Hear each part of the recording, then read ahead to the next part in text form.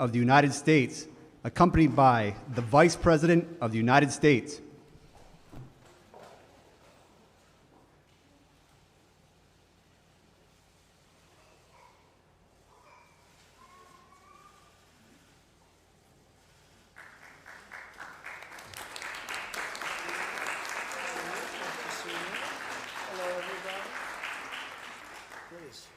Thank you. Great to have you here. Nice group, some familiar faces. So thank you all very much for being at the White House, very special house, very special place. I'm grateful to be joined by citizens whose lives have been saved by law enforcement heroes, and that's what they are, they're heroes. And they're being very unfairly treated over the last long period of time, but over the last few years, it's terrible what's happening. We're also joined by two amazing officers, South Carolina Deputy Sheriff William Kimbrough. Where's William? William? What happened to William?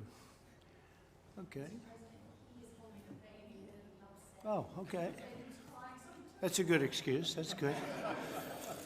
And Palm Beach County Deputy Sheriff Corey Reese. Hi, Corey. Good. In recent weeks, our country's police officers have been really under siege. I want to thank, first of all, I do want to thank Vice President Pence for all the work he's done on this, and in particular, Attorney General Bill Barr, because the job he's done has been amazing. It's been 24 hours a day. I guess I could say 28 hours a day, right? It never ends, but it's been a great job that you've both done. We appreciate it. Mike, we appreciate it very much. But our officers have been under vicious assault, and hundreds of police have been injured and several murdered. You've been reading about it just like I've been seeing it.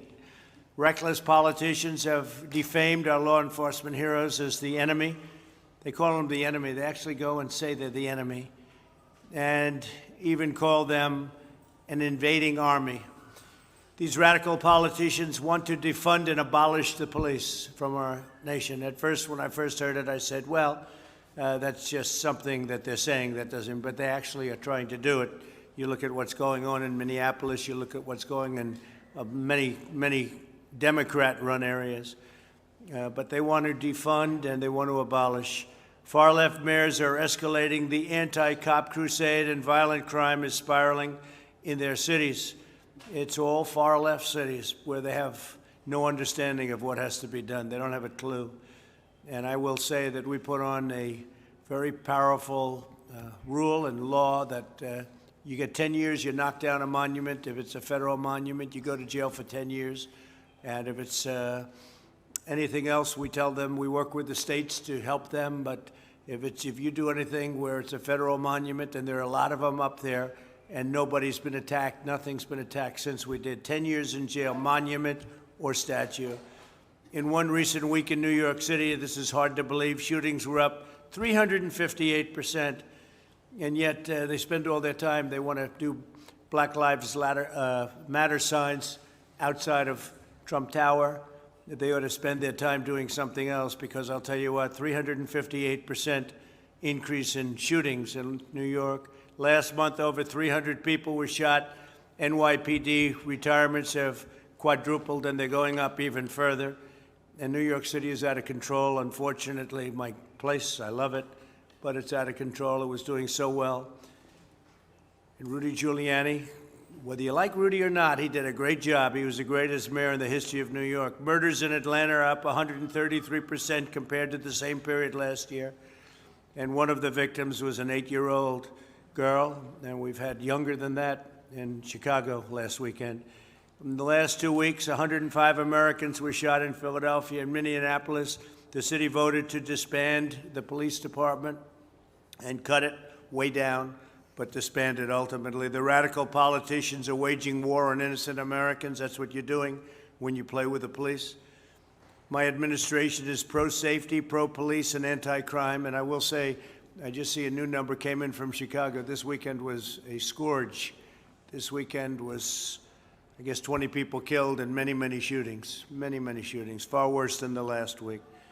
So things are happening that nobody's ever seen happen in cities that are liberally run. I call them radical lib, and yet they'll go and march on areas and rip everything down in front of them. If that's what you want for a country, you probably have to vote for Sleepy Joe Biden, because he doesn't know what's happening. But you're not going to have it with me. So we've been very strong on law enforcement. We'll be doing things that you'll be, I think, very impressed with. Numbers are going to be coming down, even if we have to go in and take over cities, because we can't let that happen. When you have 20 people killed, 22 people killed in one weekend in Chicago, and you have 88 shootings, it's not even conceivable. That's worse than Afghanistan, I hate to say it. That's worse than any war zone that we're in by a lot. It makes them look like tame places by comparison, so we're not going to let it go on. We're not supposed to wait for them to call, but they don't call.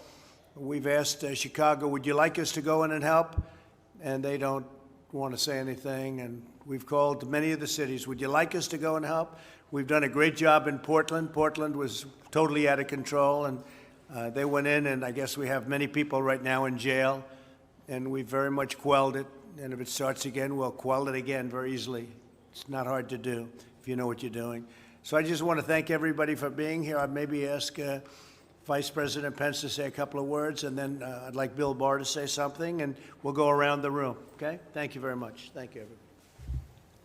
Thank you, Mr. President. It's a real privilege to be here with the law enforcement officers who are gathered here and families whose lives have been impacted so profoundly by the courageous efforts of men and women in law enforcement. I can assure you that while some are talking about defunding the police under this president and this administration, we're going to defend the police. And we're going to back the blue, because we understand that while tragedies happen, and we'll always look for ways that we can improve public safety, and the president's taken steps and taken executive action to provide new resources to improve public safety and law enforcement around the country. I want to assure you that you have a president who knows what the people gathered around this table know, is that most of the men and women who put on the uniform of law enforcement every day are the best people in this country. They risk their lives every day to make a difference in our communities, just like they've made a difference in all of your lives. And so I want to thank you all. I want to thank you for being here at this, for this conversation, because the American people will greatly benefit by being reminded of the incredible contributions that our law enforcement community makes each and every day. And I appreciate your willingness to tell that story. Thank you, Bill. Thank you, Mr. President. First, let me say what an honor it is for me to serve under a president who is such a strong supporter of law enforcement. I've said repeatedly that, to my mind, there is no more noble profession in our country than serving as a law enforcement officer. The police put their lives and well-being on the line every day for us, and their jobs have never been more difficult than it is today. Today we suffer many unprecedented social ills. Kids growing up without fathers, alienated young, angry men, gangs engaged in the most brutal kinds of violence, increasing mental illness and homelessness, and a drug epidemic inflicting casualties beyond anything that we've experienced in a major war, and an increase in sexual assaults and child exploitation. You name it. And who is expected to deal with all of this? As other institutions fail and abdicate their responsibility, who is expected to stand their ground and pick up the pieces? The police are. And that's why I say their job, the job we ask them to do today, has never been more challenging. I believe it's important to understand that just like any other institution, there's always room for improvement. And over the past several decades, there's unquestionably been a lot of progress and reforms in policing that's improved policing and life for the officers, their families, and their communities. We have the most professional police in the world. Now, obviously, the event in Minneapolis was ghastly, and I haven't heard anyone attempt to defend it. And it has rightly brought about an urge to make sure we continue reforming and we finish the job. And I think that law enforcement understands and agrees that the concerns of the African American community regarding excessive use of force must be addressed. But we also have to be careful and not throw the baby out with the bathwater. And so extremist reactions like defund the police are trying to pull us in exactly the opposite direction of where we have to go. We have to give law enforcement more support, more training, and resources. And I think the executive order that the president signed last month strikes exactly the right balance. It's supportive of the police, and it also addresses legitimate concerns about excessive force. So our nation needs to gain a renewed appreciation of the noble work done by our police officers in protecting our communities. And I thank the president for convening this roundtable to highlight the good work done by our men and women in blue. Thank you, Mr. President. Maybe what we'll do is we'll go around the room, and maybe you could introduce yourself and explain exactly what's going on. You have an incredible story, please. Hi, my name is Kamira Boyd. I'm from Charleston, South Carolina. Well, on June 11th, 2019, my baby started choking on breast milk, and the first thing I started to do was just run out the house and jump in the car. While leaving out of my neighborhood, Officer Kimbrough came. He was coming into the neighborhood, and he immediately pulled me over, and we immediately jumped out, and he just took her from my arms and proceeded helping her. And yeah, thank you. Saved her? Yeah, saved her. Really? Wow. You don't hear those stories. That's why I think it's important to have a meeting like this, a little different, and it's the meeting that we should have about 100 times out of almost 100. This is the one because the police do such a great job, and there's an example. That's fantastic. That's fantastic. And do you know the gentleman on your left? Come on, let's go. Let's tell that story, please. What do you mean, like? No, you know? Do you want to go ahead? Please, yes, go ahead. Mr. President, Vice President, Attorney General Barr, thank you for having us here, other distinguished guests. My name is William Kimbrough. I'm from Charleston, South Carolina. I work for the Berkeley County Sheriff's Office. As Kamira was saying, on July 10th of 2019, while I was patrolling the unincorporated district of Summerville, South Carolina, I came across Kamira and her grandmother speeding in a car. I conducted a traffic stop on that vehicle, and as soon as those vehicles stopped, lady later identified it. Was it your grandmother, Kamira? It was my stepmom. Oh, your stepmom had jumped out of the vehicle and was frantic and said, my baby, she can't breathe. And I kind of stepped back and I said, what?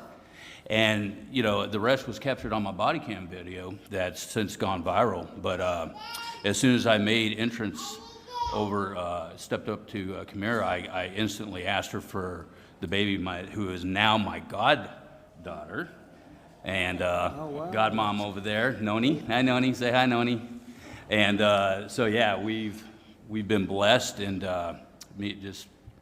it's been a wonderful experience. Wonderful. Great job. Thank you. Well, that's what I meant when I kiddingly said. That's what I meant when I kiddingly said, you know the gentleman on your left, because you really know him. Oh, okay.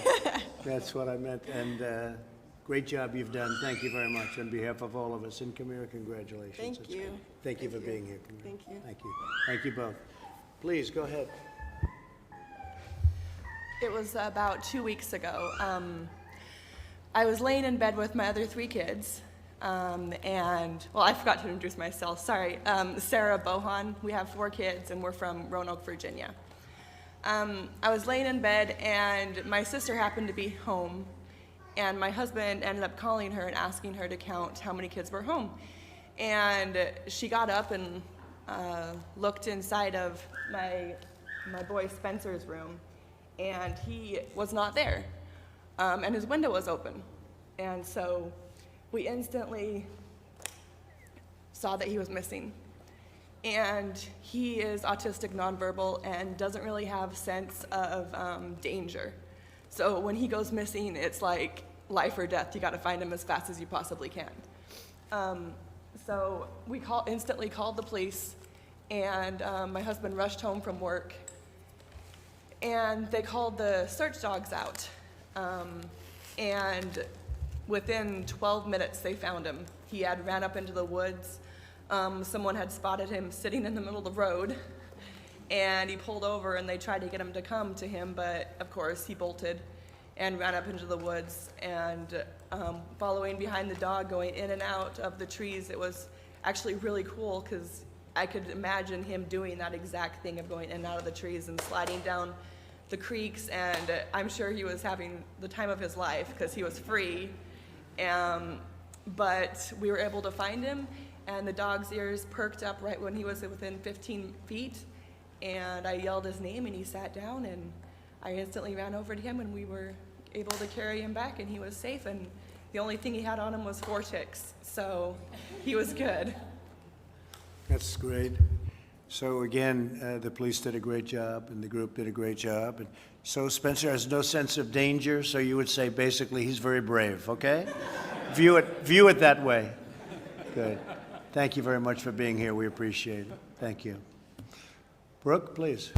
Mr. President, thank you. I got to meet almost everyone. My name is Brooke Rollins. I have the extraordinary honor of serving this president as his domestic policy chief every day in this White House.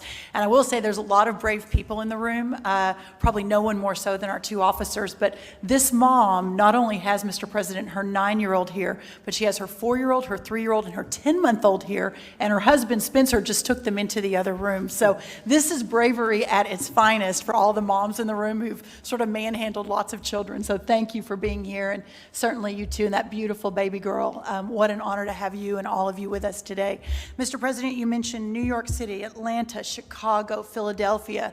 The lack of leadership, I think, happening in some of our most ravaged cities around this country is really astonishing. But I think it's really important to note that that failure is a choice, and it is a choice, Mr. President, that I know you would never make. I have seen you now more than 2.5 years stand with law enforcement, stand with the mothers and the fathers in this country who are fighting for a chance at the American dream. That dream is not possible without a law enforcement that stands for the rule of law and for safe and secure communities. So thank you so much for your leadership. Everyone here today, thank you for coming. What an honor it is to have you in your house here at the White House on this day. And special thanks to the moms who are brave enough to bring the little ones in to tell their story on behalf of these amazing men and women serving in blue. Thank you so much. Well, thank you very much, Brooke. What's more astonishing to me is that we'll call, Bill will call, Vice President will call, I'll call. You'll call leaders of these cities, Democrat leaders, and we don't care if they're Democrat or not. They happen to be in every case. But we'll call them and we'll say, do you need help? And they'll say no. I said, but you just had 40 people shot and many people killed this weekend. And they'll say, no, we're okay. And I'll say, what's that all about? And we're tired of those answers. We're tired of those answers. So thank you. To me, that's astonishing. Thank you very much, bro. Please. My name is Kenneth Bearden. I'm from Louisville, Kentucky. And I'm here today because I'm a man in recovery. At the age of 11 years old, I used substances for the first time. And by the end of that summer, I had overdosed 7 times already. I'm one of them people that once I put a minor mood-altering substance in my body, I cannot stop.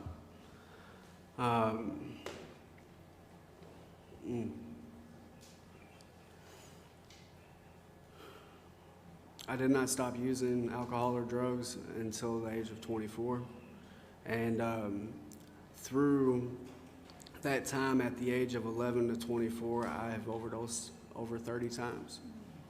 And at least a dozen of them times, I've had police officers there on site administering Narcan, saving my life.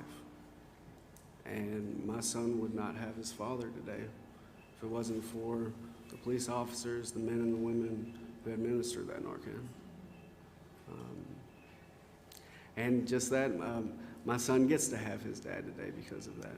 And I get to help others along the way because of police officers, because of the people who have helped me along the way. And I'm truly grateful to be here. And how are you doing now then? So that's a lot of times that you had Yes, difficulty. so, How are you so doing? I've got 6 years sober now, and Good. I am one semester away. Thank you, guys. Thank you. I'm one semester away from having my bachelor's degree in social work. I have a house. I have full custody of my son. I work for Addiction Recovery Care as a community liaison, helping other alcoholics and addicts get into recovery and providing support for them. I'm living my purpose and my passion. That's a fantastic job. Thank you very much. That's an equally incredible statement. You understand what you're doing now, so that's great. 6 years, almost 6 years. That's fantastic. Sorry.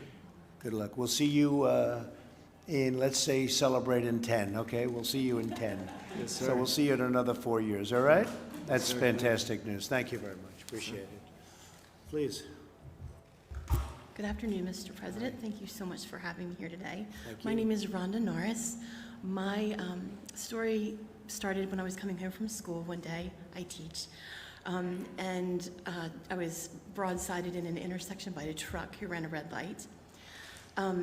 I have no recollection of the accident. My first memory was a policeman reaching through the shattered window and checking for a pulse. And I was in and out of consciousness, and he continuously urged me to stay awake and stay with him. Very soothing, very calm, and was calling on his radio for an ambulance and first responders, which his being there sped up the process dramatically. He's the one who told me, we're going to put a sheet over you to cut you out of the vehicle. I couldn't move. I was trapped in the vehicle, and also my injuries made me incapable of movement. He also followed the ambulance to the hospital. He gathered up all my personal belongings that he could find at the accident and brought them to my husband at the hospital and explained to him that I had regained consciousness. Stayed with my husband until the tests were done, and they said she's going to be okay. The most amazing thing to me about this state trooper is that he was off duty. He didn't have to do any of that. Right. He was just happened to be at the scene of the accident and immediately responded and sped up my rescue, and I'm eternally grateful to him for doing that. Well, that's great. Thank you very much. It's an incredible story. So how seriously, how long did it take to recover? How bad was it? I missed 5 weeks of work. Still have some injuries that'll never go away, but I am very, very thankful to be here. That's a great job. Thank you very much. Appreciate it. Thank you. Thank you for being here. Please. Mr. President, I'm Perry Cleet, pastor of Lighthouse Baptist Church in Jonesboro, Tennessee. Good. And our church watched over the last few weeks as the way that our police officers were treated all over the country. And it was all over the news about how they are such, they've been demonized and disgraced and dishonored. And we got our heads together and thought, what can we do as a small church in a small town to honor our police and to let our voice be known? Their voice is loud, that blame all this on police officers. The voice of small town America is seldom heard.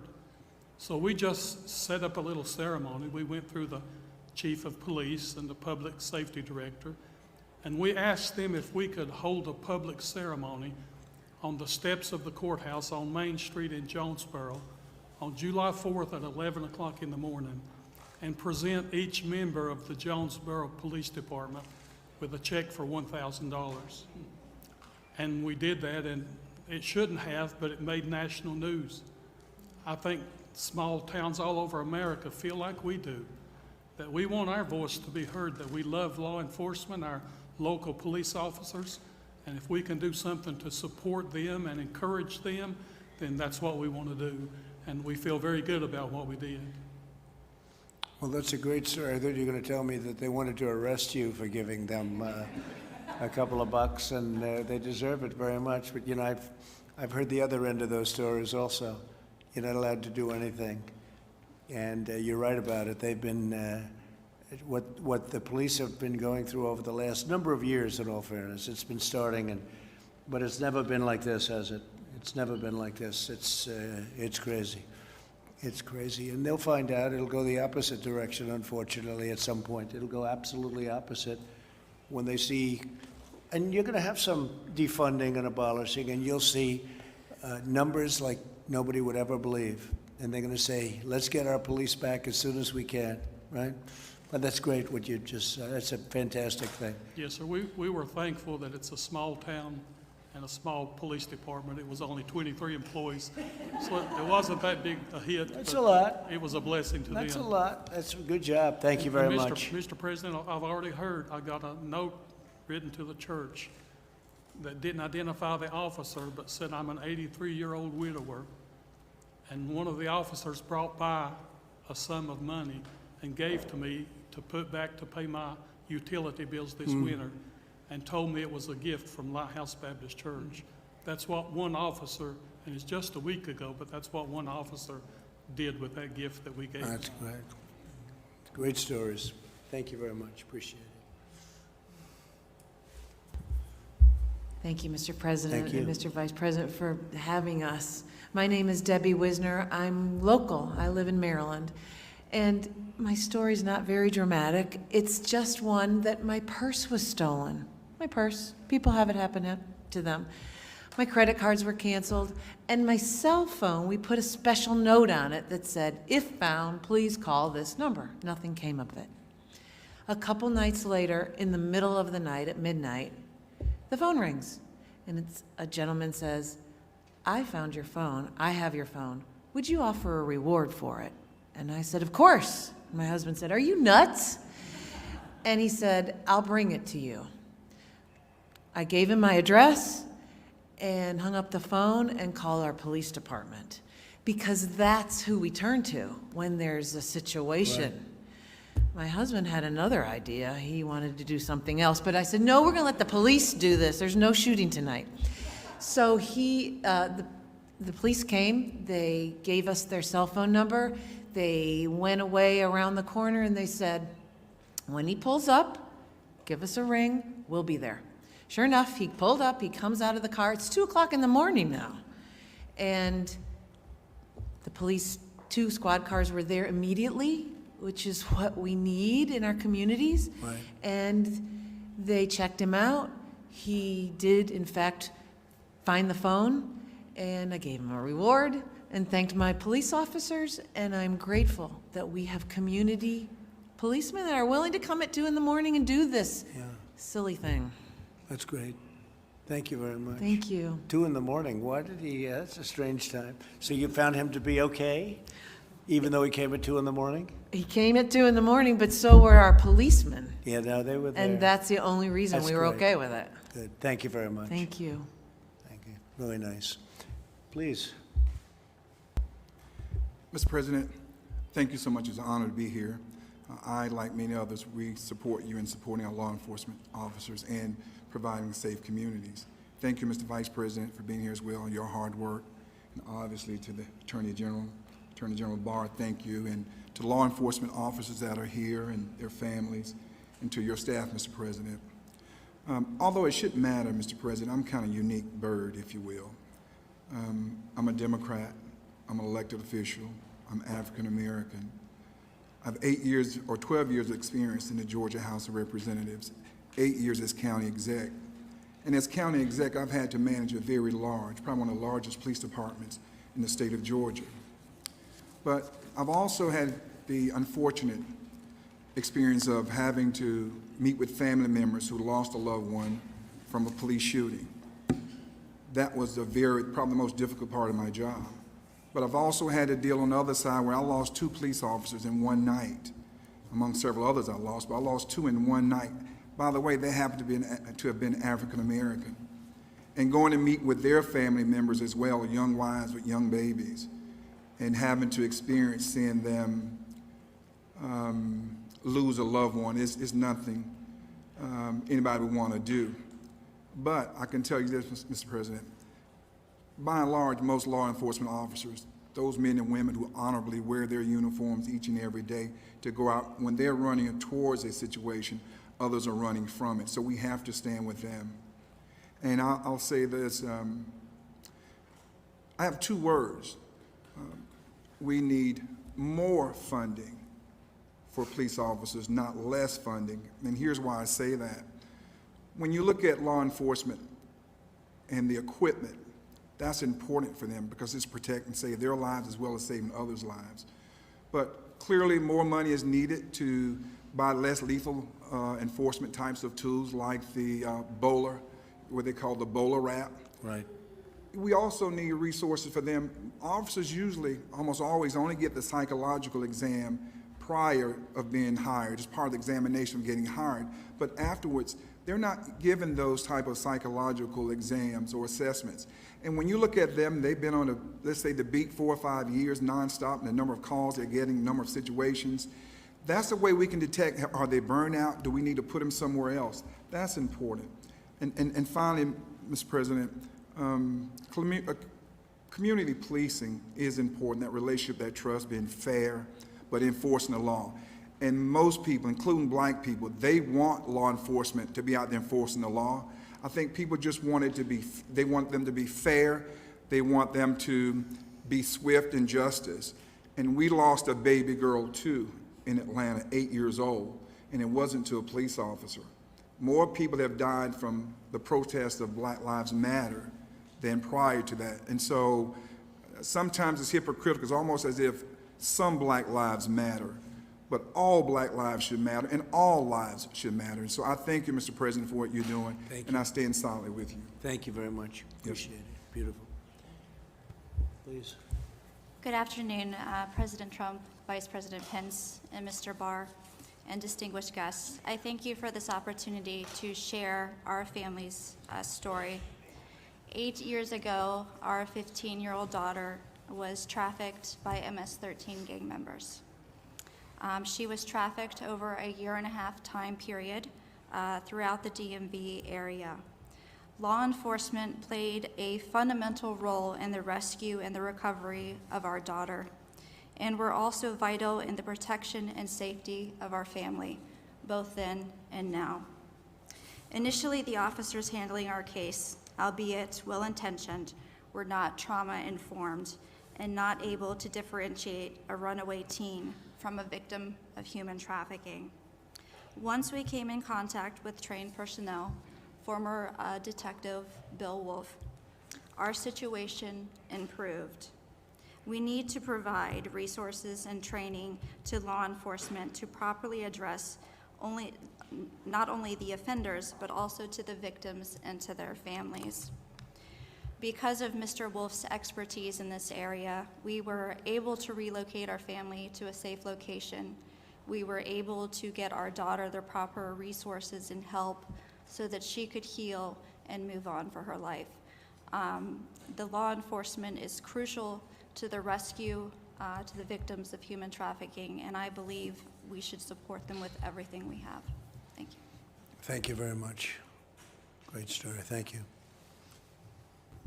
Thanks so much, Mr. President, for convening this listening session, and thank you for all the passion and being able to share your stories here on national TV with the president, because it's really important. There's so many people who don't get a chance to have their voice lifted, and having this opportunity to tell your story to a president that's not only going to listen to it but take action is extremely important to the work that we do. And I want you all to know that as you go back home, we're still there with you, and we're willing to come and do all we can to help create safer communities. Since day one, this president's been really focused on that in a unique way. I've spent some time on the road and with my colleague Scott Turner, trying to get local leadership to work with us to not only change those communities but empower people. But having these sessions here is extremely important because most people don't know. Some people don't know the pain that you all go through. And so having that story be told to millions of people is extremely important. But I think what's most important is that we take this session here and create action, work with our police department empower our police department, empower our families, so that we can change what's happened over the last 20 years. It's no reason for places across the country in America to have more deaths than a war over in Iraq or Afghanistan. You know, that's not the country that we're about, and this president won't stand for it. And so thank you so much for your Mr. President, for your leadership. Thank you very much. You're doing a great job, too. Please. Thank you, Mr. President. I'm basically here in support of my daughter-in-law and my grandchildren, but I would like to say a personal thank you to Officer Reese here for saving my grandson. I will never forget it, and I will always be grateful. And I would also like to add that I'm a state employee. I work in the city of Atlanta, and I have seen a drastic change in law enforcement coverage in that area. And I see the difference when law enforcement is not visible on the streets.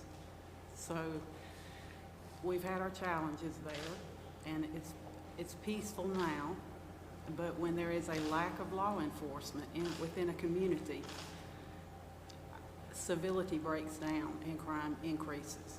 And I don't have any answers to any solutions, but I can just speak on the fact that I have experienced it over the past 3 or 4 months. And I thank you for your invitation here and for your time. Thank you very much. I appreciate it. Thank you. First of all, Mr. President, Vice President, Attorney General, thank you very much for inviting me here today. It's truly an honor to be here. I'm Deputy Corey Reese with Palm Beach County Sheriff's Office. I have been a deputy there for going on 3 years now. Last month in June, I was staying with my wife at a Hampton Inn in Tampa, off duty, of course. I work in Palm Beach County, this is Tampa. We were in the room relaxing, and I could hear a lady in the hallway screaming for help. And so I went outside to see what was going on, and the young lady to my left here was on the floor clutching the child in her arms. She was screaming for help. The child was crying, and there was a man standing above them grabbing at her and the child. Now, my first thought was it was a domestic situation, but clearly there was something wasn't right with the situation, so I separated him, and she said that she doesn't know him and he was trying to take her child. And more people came pouring out of their rooms and were saying the same thing, so I immediately got him separated. I had him sit down in the hallway, and I had someone else call Tampa PD, and they arrived, and at that point I just was keeping the peace between everybody because there were some people getting quite aggressive, with him. It's not, the right time. You have to let law enforcement handle it. It's not a time to take matters in your own hands. So at that point, it was mostly peacekeeping. But, I didn't think it would be as big of a deal as it ended up being until, the next day some people in the hallway were like, the video's gone viral. It was like 1 million views. And then I'm getting a call saying I'm invited to the White House. I mean, it was completely unexpected. I just doing what I was trained to do, what I was told to do, just being there, right time, right place, and that's it. Again, thank you for having me here. It's called natural instinct, right? More than anything else. Thank you very much. Great job. Appreciate it.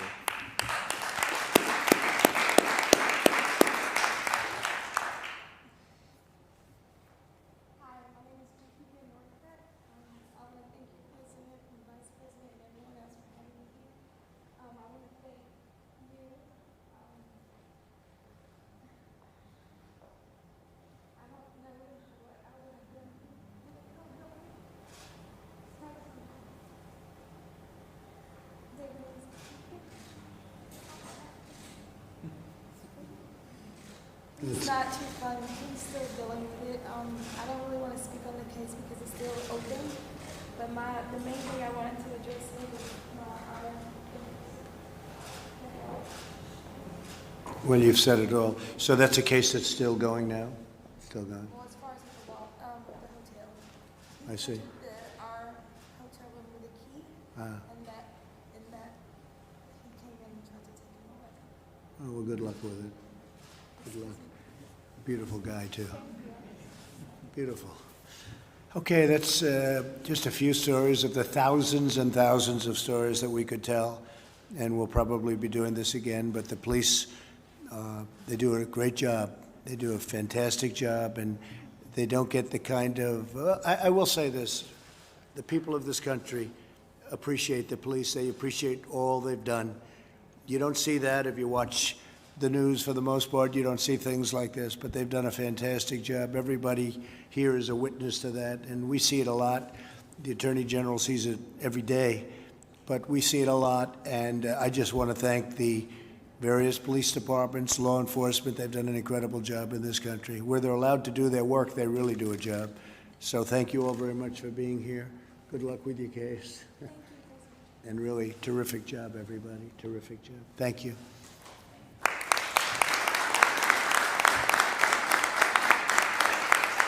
Would anybody from the media like to ask anybody a question here? Steve, go ahead, please.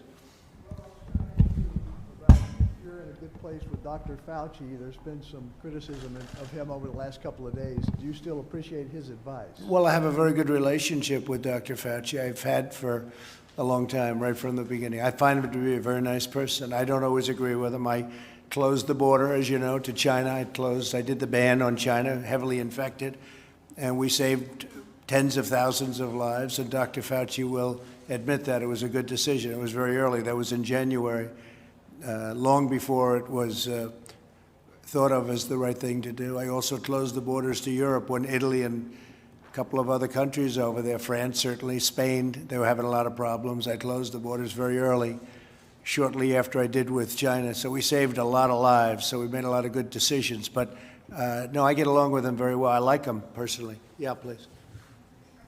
Pardon Michael Flynn? I can't hear you. Are you going to pardon Michael Flynn? Well, he's got a case going on right now. I think he would, I don't know this for a fact, but I think he's doing very well with respect to his case. I hope that he's going to be able to win it. And I don't have a decision to make until I find out what's going to happen. But I think he was persecuted. He didn't lie. Turned out he didn't lie. The FBI said he didn't lie. I think he was persecuted, and nobody understands what's going on with the judge, the Justice Department, which is so capable. They decided to take a view on it, and they decided that he should be. They were going to drop the case. So he's right now, meaning his lawyers and him, are embroiled in hopefully the final stages of what should have never happened. They treated him very unfairly, as they have many people on this side. Yeah, please. President Trump, you've said many times that the number of coronavirus cases is going up because testing is increasing. That's right. Do you acknowledge that it's going up for other reasons too? For example, that it's actually spreading? And what are you going to do to stop the spread?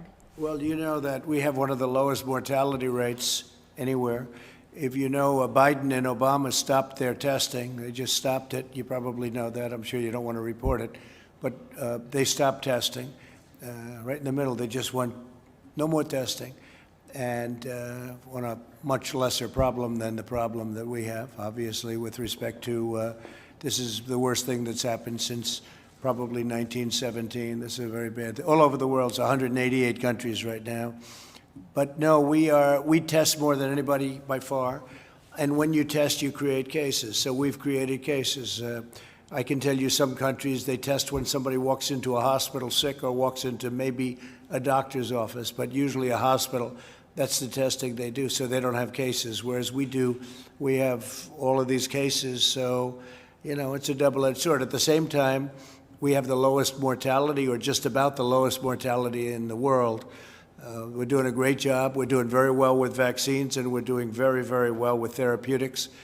And I think we're going to have some very good information coming out soon. But we have the best and certainly the biggest, by far the biggest testing program anywhere in the world.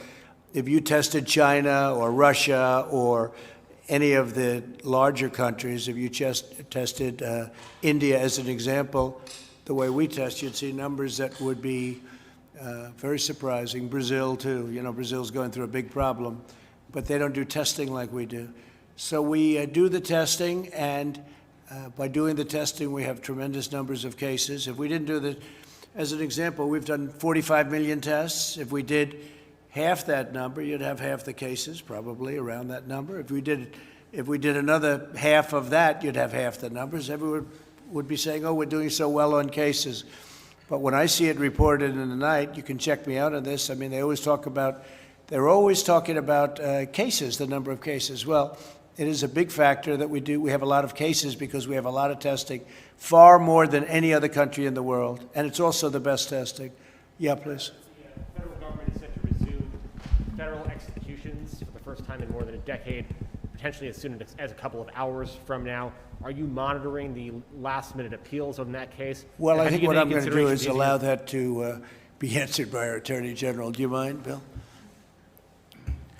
Yes, sir. We obviously monitor the appellate process. And Mr. President, have you given any consideration to using your clemency powers to stop these executions and commute them to life sentences? Well, I've looked at it very strongly, and in this particular case, I'm dealing with Bill and all of the people at Justice, and it's always tough. You're talking about the death penalty, but when you talk about people that did what this particular person did, that's tough also. So we're going to see what happens. Right now, they have a stay, I believe, right? They have a stay, and we'll let the courts determine the final outcome, and that's what's going to happen, okay? You're asking Americans to have full faith in law enforcement. How do you respond to critics who say you undermined your own federal law enforcement agency, the DOJ, when you commuted the sentence of Roger Stone? Well, if you look back on it, this was an investigation that should have never taken place. You have guys like Comey, you have McCabe, you have Strzok, you have his lover Lisa Page, you have all of these people running around, you have Brennan and Clapper who lied to Congress. You have many, many people. You have people that change documents going into the FISA courts. And it's a terrible thing. And this is an investigation that they said should have ended before it started. It shouldn't have started. And if it did, it should have ended immediately because they found, as you know, as well as I do, they found nothing initially, but it went on for 2 years or longer. And no, I'm getting rave reviews for what I did for Roger Stone, and he, frankly, is going to go and now appeal his case. He had a jury forewoman who hated Roger Stone and who hated probably me, but she went on a false pretense, and he wasn't given a fair trial. It's not a fair trial. He wasn't given another trial. Should have been given another trial. I won't say more. I won't talk about the judge. Why would I ever talk about a judge? But this was a judge that gave, I believe, solitary confinement to Paul Manafort. Al Capone didn't have solitary confinement. So these are things that happened. And if you look at President Bush, President Clinton, President Obama, take a look at what they did. Frankly, it's a very unfair. Roger Stone was treated very unfairly, in my opinion, and so were many others on this side. In the meantime, you have the other ones who are admitted lying before they admitted. They lied before Congress. They leaked classified information, which is something you just can't do. And what are they doing? So we'll see what happens. But no, we're getting rave reviews for what I did. Okay. Are you going to be able to hold the convention in Jacksonville with all this virus spreading? Well, we're going to see it built up a little bit, but we're going to do something that will be great. We think we're doing very well. We had some poll numbers a little while ago that are great. You know, it's the same story. It's suppression polls that we had in 2016, phony polls. Fake news, phony polls, same thing. And we're doing very well. We're doing well in Georgia. We're doing well in Texas. I read where I was 1 point up in Texas. I'm not 1 point up in Texas. We're many points up. I saved the oil industry. 2 months ago, I saved the oil industry. I created it. We became number one. We have millions of jobs. And we saved it, so Texas is not going to have to let go of millions and millions of people. Oklahoma, North Dakota, many states. We're at $40 a barrel, and yet you can buy gasoline for under $2. Nobody's ever seen like that. So we have the biggest energy in the world. We're number one in oil, as you know, oil and gas by far. We're now number one in the world. and we would have had millions of people out of work. I saved it. And then they say I'm leading by 1 point in Texas. They said it last time, too. They said Texas is too close to call. This was like 3 months before the election. And then I won Texas in a blowout. They called it the minute the polls closed. They said that about Utah. They said that about Georgia. They said the same thing. That Georgia's, we can't, it's too close. They'll never be able to determine. We'll have to wait till election night. On election night, 2 seconds after the poll closed, they called Georgia. So, it's the same thing. We have the same thing. They're phony polls. They're suppression polls. But to think that after saving the oil and gas business and millions of jobs, I'm leading Texas by 1 point, I don't think so. Go ahead. Is the China Phase 1 deal still intact, or is it? Do you see it in jeopardy? It's intact. It's intact. But I think what China has done to the world with what took place, the China plague, you can call it the China virus, you can call it whatever you want to call it. It's about 20 different names. What they did to the world should not be forgotten. But it's intact. They're buying. Whether they buy or not, that's up to them. They're buying. Yes, Mr. President, Los Angeles just announced that they are delaying the opening of their schools. New York already said they were going to delay them. Other school districts are giving parents the choice whether to send their kids to school or not. What do you tell parents who look at this, who look at Arizona where a school teacher recently died teaching summer school, parents who are worried about the safety of their children in public schools? Yeah, schools should be opened. Schools should be opened. If kids want to go to school, you're losing a lot of lives by keeping things closed. We did the right thing. We saved millions of lives. We saved millions of lives when we did the initial closure. Had we not done what we did, we would have had Mike and I were talking about it before, 2 to 3 million lives lost. But we did that, so we're at about 135,000, and we'll be at somewhat higher than that by the time it ends. And again, the vaccines are happening and the therapeutics are happening, but I'm not even talking about that. So we'll be at a somewhat higher, but we would have lost 2 million, 3 million lives had we not done it. Now we understand it also. We understand there are certain vulnerabilities. Young children, I was talking to Governor Murphy, and they have thousands of lives. I won't even say how many, just thousands of lives, hard to believe, in New Jersey. And he said there was only one life that was 18 or younger. One person died, and that was a young man that had some medical difficulty. So when you think of that with thousands of lives and you have one person that was under 18, that's something that tells you, for some reason, I guess the immune system is much stronger with young people than it is for others. So we have to watch the group that does have the difficulty, does have the problem. We all know what that is. We all know who they are, especially if they have a medical problem. If they have a medical problem, diabetes or heart or anything, it's a big problem. But we're being very careful. But we have to open the schools. Would you agree with that? Do you agree? Yeah. We have to open the schools. We have to get them open.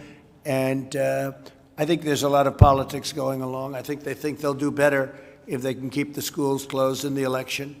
I don't think it's going to help them, frankly. But I think they feel that by keeping schools closed, that's a bad thing for the country, and therefore that's a good thing for them.